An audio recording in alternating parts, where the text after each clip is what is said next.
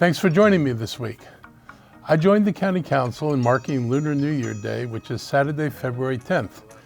Our Asian American and Pacific Islander community is one of the fastest growing communities in our county, representing more than 16% of our population. They contribute to our economy, culture, and the civic growth of our county.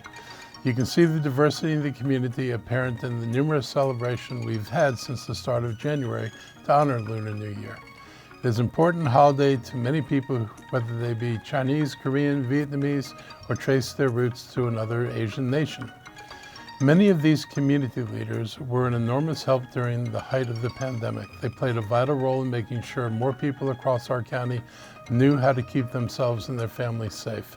They also coordinated to help address issues like food insecurity and access to supplies. I'm proud of the way we all work together during times of need to make sure we help as many people as possible. This is the year of the dragon. It signifies a fresh start, new opportunities for all.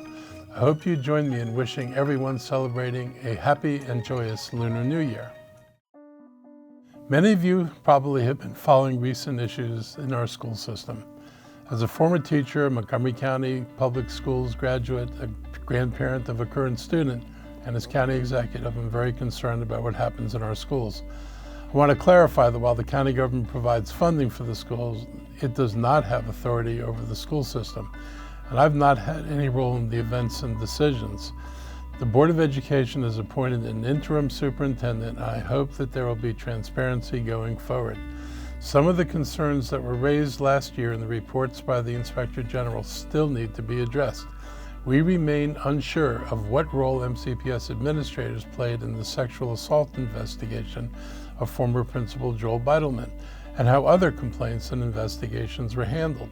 Some of the policies and problems, including issues around sexual harassment, go back many years and preceded Dr. Monifa McKnight's tenure as superintendent, and it will take a concerted, collaborative, and focused effort to address these concerns.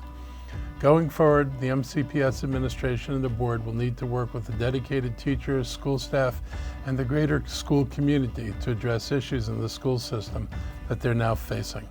The County Council's Public Safety Commission got a crime update on 2023 statistics this week. They show that the proliferation of guns continues to be a major factor in the crimes we see. And that's a national problem, as we all know pretty well, all too well.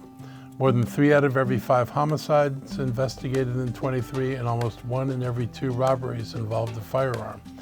The biggest spike in crime from 22 to 23 comes from auto thefts. Crime analysts attribute that to a safety flaw in some Hyundai and Kia cars that make them popular targets for theft. We've seen the crime rate rise in areas immediately around us, which also impacts in Montgomery County. We've launched new initiatives to help enhance our police response to crime. We initiated a pilot program that drone as first responder in Silver Spring and Wheaton as well. We will be further expanding the program to more locations around the county in the coming months. A drone is used when a crime is reported because it can arrive at the scene faster, and if it identifies a suspect, it can follow that person and provide police information needed to apprehend the person. Other technology, like license plate readers, are helping police identify stolen cars.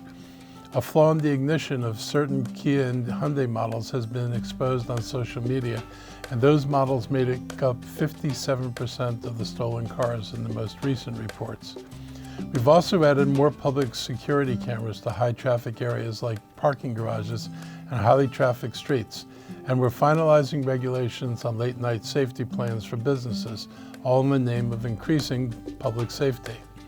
We're making it a priority to add more police officers on the street. We now have a recruitment firm in place to attract more quality candidates, and we're working on other managers to take uniformed officers out of desk jobs and put them on patrol.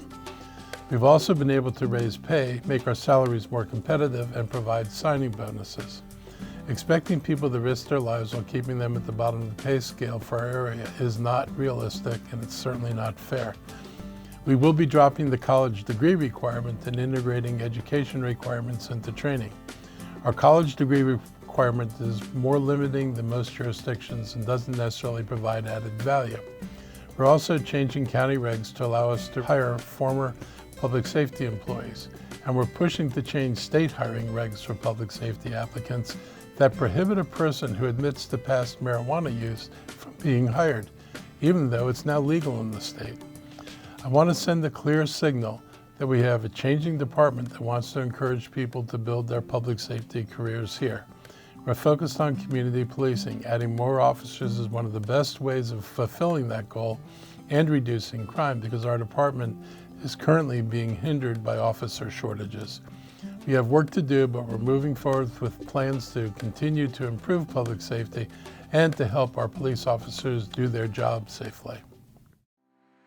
For more than 25 years, Montgomery County has provided help to victims of sexual assault and domestic violence. An important component of this assistance is in the form of trained volunteers who respond to hospital emergency rooms and police stations and provide companion services for victims.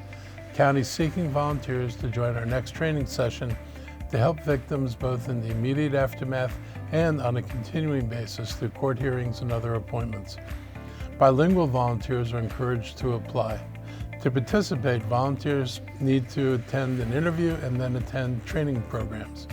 That training covers crisis intervention skills and specialized knowledge of emotional, medical, and legal issues that victims face. Volunteers must commit to serve for a year in an on-call capacity. All volunteers must be at least 21 years of age. Montgomery County residents have a valid driver's license and immediate access to transportation. Montgomery County appreciates the work of compassionate volunteers who dedicate their time to supporting survivors of sexual assault and domestic violence. For more information about how to help or to arrange an interview, call 240-777-1355. If you're looking for Valentine's Day's ideas that are not your typical chocolates in a card type of experience, then check out visitmontgomery.com. They have a wealth of information on everything from a good spot for dinner to fresh ideas on how to enjoy Montgomery County. They just posted a blog that serves up 24 places not to miss when planning a trip to Montgomery County. Some tips will take you to the usual places like a winery or downtown Silver Spring for an event at AFI. Other suggestions are more creative, like checking out yurt camping or finding yourself on the Tastemakers Trail. Maybe it's still too cold to take up every suggestion, but it could inspire you to explore a part of Montgomery County you didn't realize you were missing. The Visit MoCo Adventure Planner is an interactive map you can explore on the Visit Montgomery website that can show you how close you are to your next adventure. It includes golf courses, family activities, museums, and more. I hope you get to check out more of Montgomery County as the days get longer and we get closer to spring. That's a wrap for today. I hope you have a great week, and I'll be back again next week.